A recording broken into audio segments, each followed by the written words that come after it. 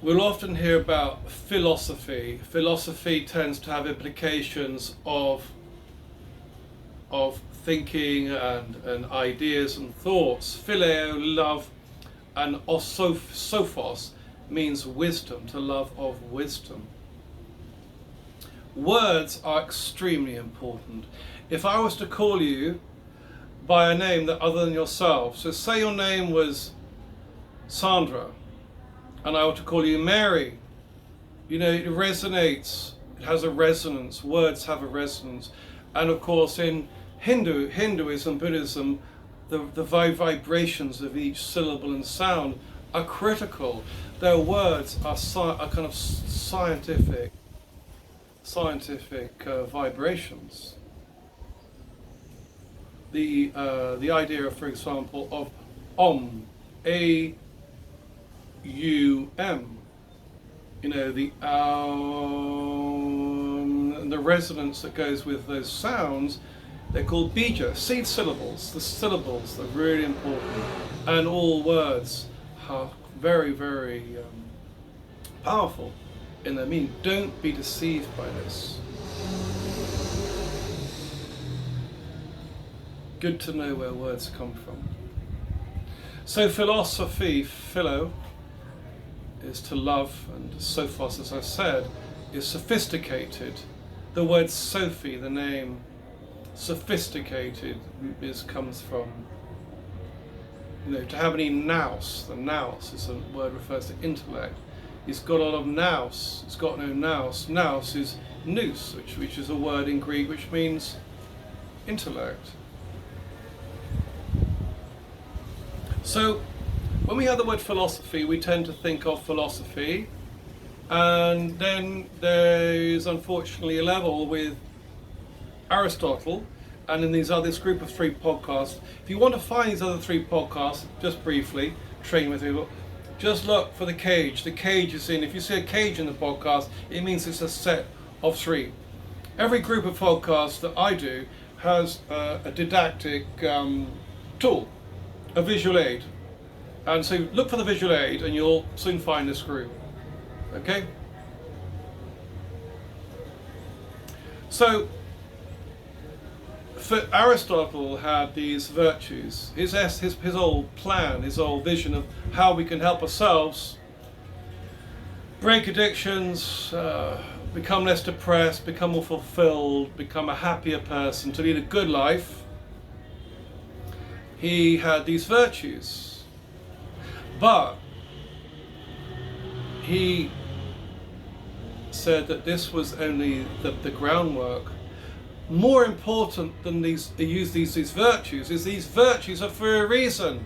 I'll list the virtues briefly, but please do refer to the podcasts.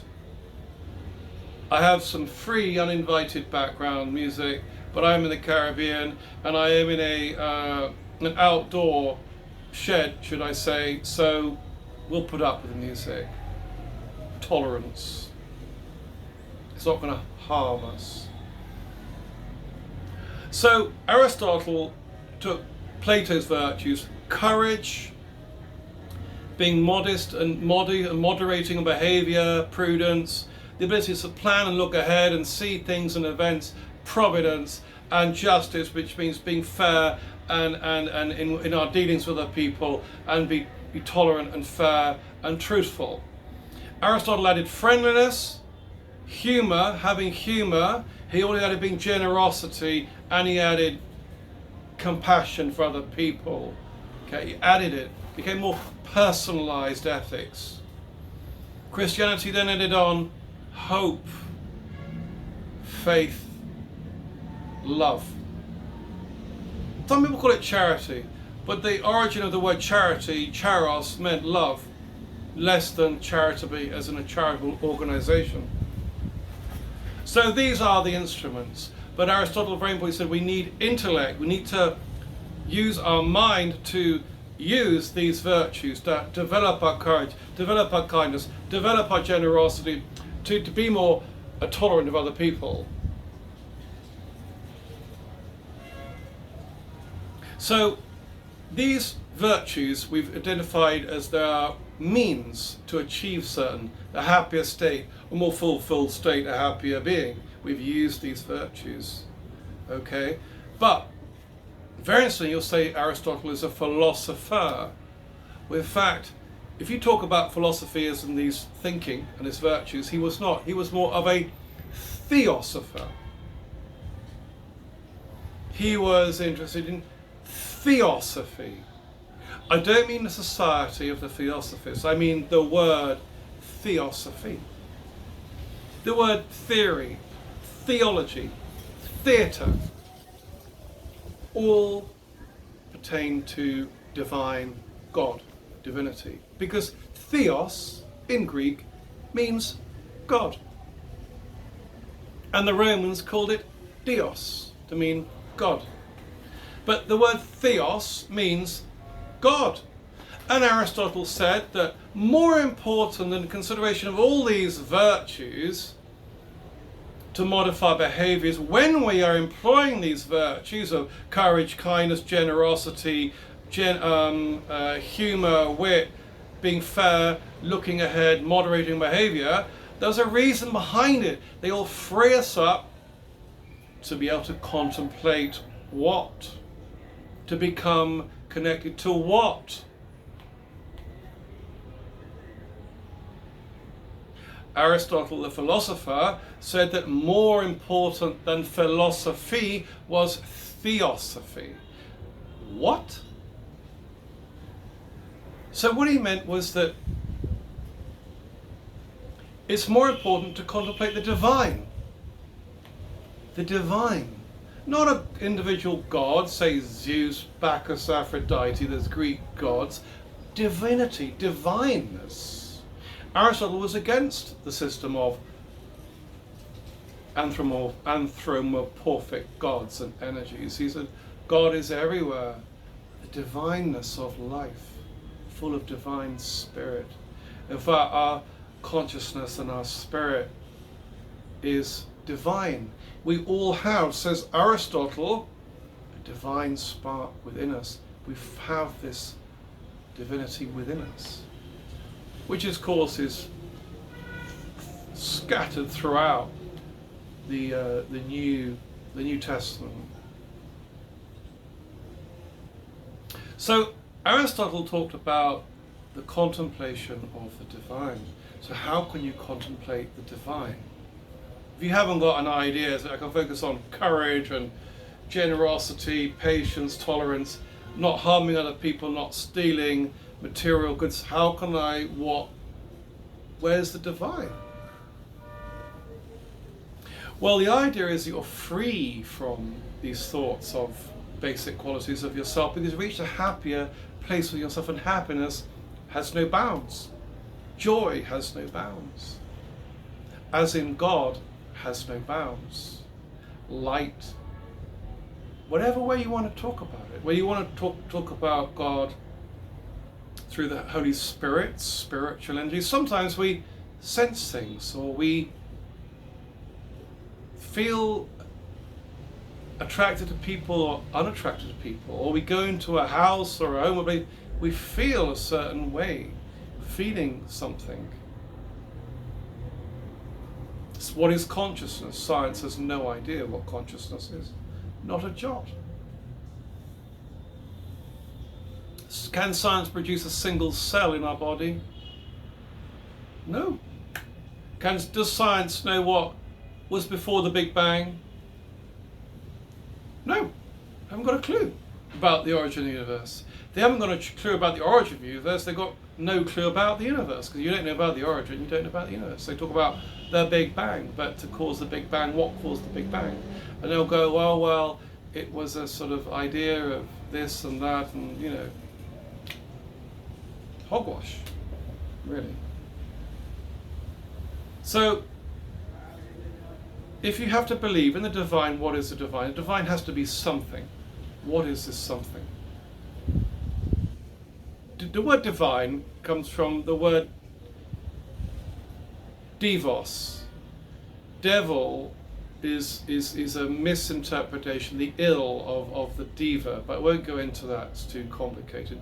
But a diva is a Proto European, Proto-Indo-European word, which comes from diva, dios, theos, about the divine. What is the divine? So we have to believe, is there something more than we can see with our eyes?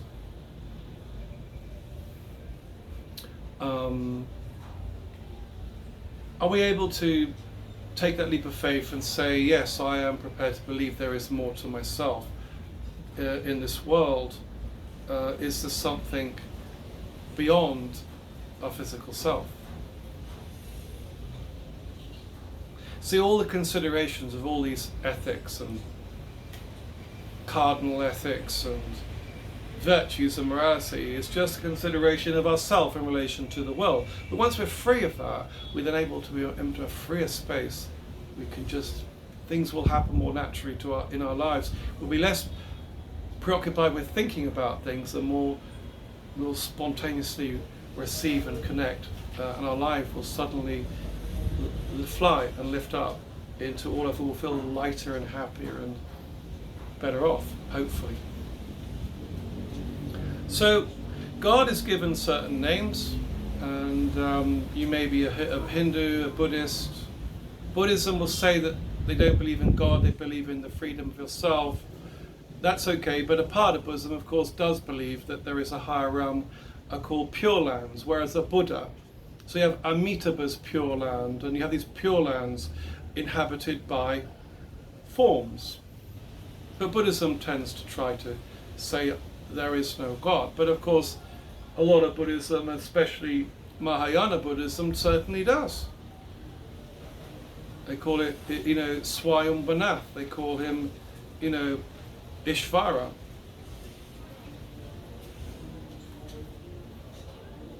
So, in the Levant, there is, the Levant, with the lands where we'd say Palestine, Israel, and Lebanon, especially that area. This was all the Canaanite, the Canaan land, and their god was called El.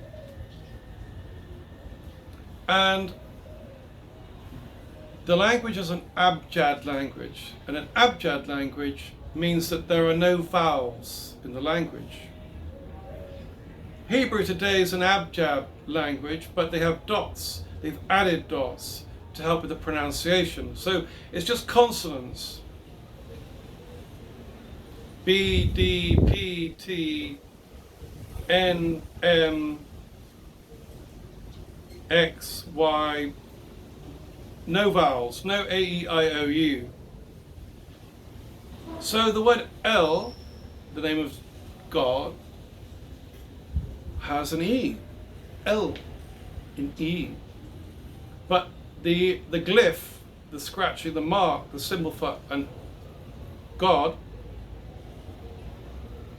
had an accompanying thing called an aleph, to mean a kind of sound. But no one knew whether the sound was L, like Michael or Rachel or Ezekiel or Elizabeth. All these words include the word El, and El is the God, so they come from that land. Daniel, Rachel, they all refer to aspects of God. So, over thousands of years, the Hebrew tribe called him Elohim, or Israel, okay? But the descendants of Abraham, bear with me, Ishmael, they went south to Arabia and to Sumeria. They went to Sumeria, around Egypt, around that, and then down to Iran, Iraq. That the tribes of, if you like, of Ishmael, over thousands of years, they instead of calling him El, like Elizabeth or Israel, they called it Israel, Al. So Allah is the same God as the God of the Hebrews, Israel, or Daniel, or Rachel, or Raphael, or Elohim, El Shaddai, whatever you want. So the name of the God of the Jews is identical to Arab. Why do Arabs say Allah and the Hebrews and the Christians will say Elohim or Elion or Jehovah is an alternative name? Why? Because there was no clear pronunciation of the vowel A or E, and so pronounced ah. You see? You can call God whatever you want, but God is beyond names. But we need to give him a name. You'll hear there's 1,000 names of God or 100 names of God. They're all aspects of the thing. So God is omniscient. Science, to know. Conscience, omniscient, means all knowing. His consciousness is all around. And he is omni, all, potent. He's all powerful. As in, you created the world. The world came not from a material object, but it came from nothing. God created the world that we live in and everything in it. Omnipotent. So God is beyond the idea of the average concept of time. He's atemporal. A is a negating word which comes from Greek, which is where a lot of our words come from. 15% of the English language comes from Greek words.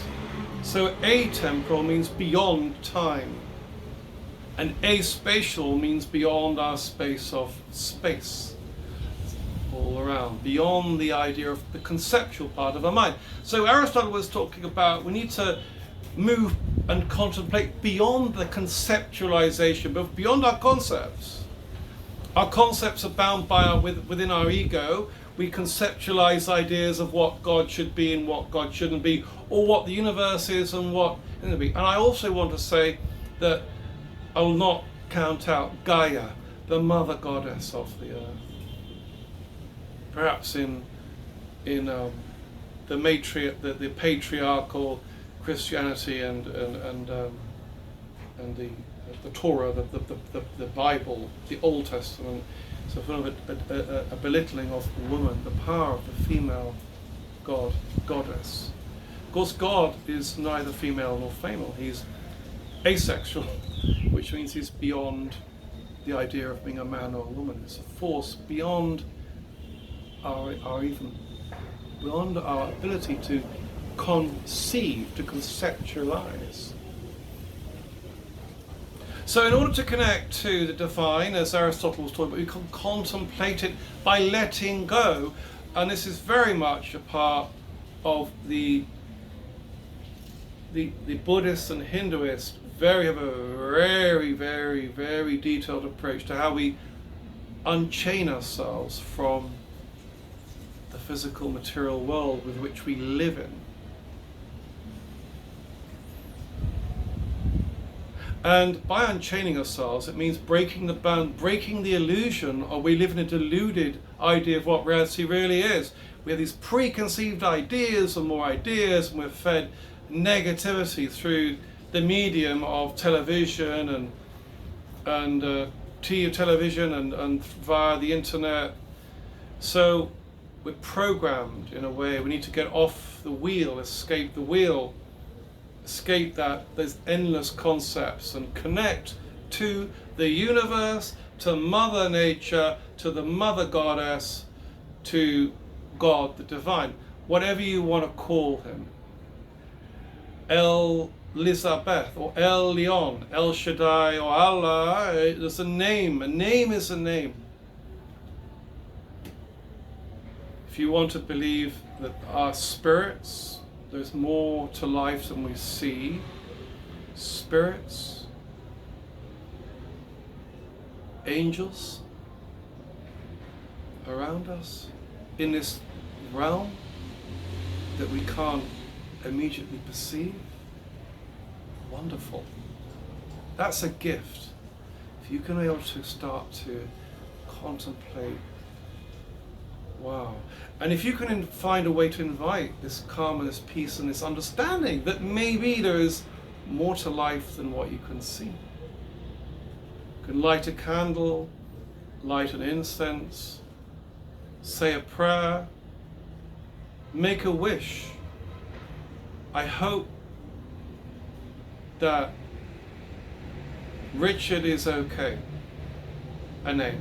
I hope Mary is okay. They're thinking beyond yourself, outside of yourself. And this is a way to open the door to a spiritual side, dimensions that we can't see, that are possibly all around us, whether you want to believe or not. Now, if you're an atheist, you don't believe in any God, then you may want to just connect to the energies of the universe, if that's what you want. The book of the New Testament, the Quran, the sutras in Buddhism, the books in Buddhism, the sutra in Hinduism, all are about this way of connecting to the divine. So, ways to connect to the divine include letting go of concepts and thoughts, maybe trying to develop a more spiritual side to yourself, giving a few moments every day in whatever way you can to something beyond the bigger picture. Candle and incense, reading one of the sacred books. And as one famous singer says, sanctify yourself. There are a lot of scary words going around, to do with this. Sanctify yourself. Sanctimonious means very holy originally. Ways to invite the Holy Spirit. Ways to invite, the energies of the universe, to connect to nature, to give off waves and waves of a spiritual energy. It means that you're not giving off a material energy, you're resonating with a higher level in the universe. It is quite complicated. But Aristotle's whole point was that beyond consideration of virtues and ethics, we need to contemplate the divine, because it's beyond thought. A thought can travel faster than I can write a note on a bit of paper. Work with your consciousness. Contemplate things that are going on around you. Relate and contemplate things necessarily without even speaking about them. Memories, projections, reflections. If you are so interested in Buddhism, Hinduism, mandalas, or yantras as they call yatras. Go to places that feel spiritual. Okay? It is a process, it isn't easy. And, don't perhaps, most people will belittle it, will mock you, joke you, whatever. So you want to go into environments and do it in a way that you're defending yourself. Don't sell the pearls. Don't give all your gold pearls or your diamonds to other people to throw them away, and you'll feel worthless even more, because then they'll try to take you away from this spiritual contemplative path.